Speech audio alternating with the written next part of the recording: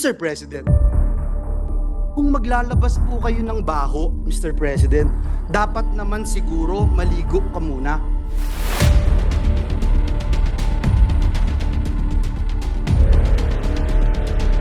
Ang budget ng Pilipinas ay hawak lang ng dalawang tao.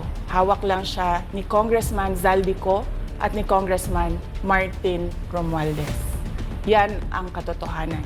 Ang halimbawa ko dito, sa DepEd muna tayo. Makikita ninyo sa budget proposal na approved ng Office of the President, 5 billion yon. Pero nung lumabas yung GAA o yung budget approved noong 2023, naging 15 billion siya. Dahil hindi nga ako pumayag na kunin yung 5 billion, dinagdagan nila ng 10 billion yung classroom construction ng Department of Education. Yung 10 billion na yon hindi kontrolado ng Department of Education. Controlled yon ni Congressman Zaldico at Congressman Martin Romualdez. Ikakalkalin po itong mga atraso niya sa bayan. Ito pong kumpanya niyang SunWest Corporation. True or false? Ito po ba ang isa sa pinakamalaking government contractor sa bansa? Sagot, true. True or false?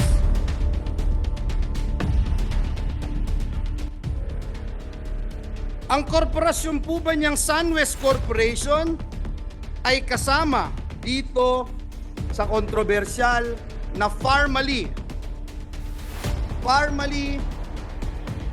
case dito na inimbestigahan sa Senado na kasuhan ng Senado? The answer is true. Kasama din po ba ang kumpanya niya dito po sa kontrobersyal na DepEd laptop scam? Ang sagot po, true. Pinakakasuhan din po ng Senado ang kumpanyang ito. Napakadami pong BIR cases. Madali po maghanap, Mr. President.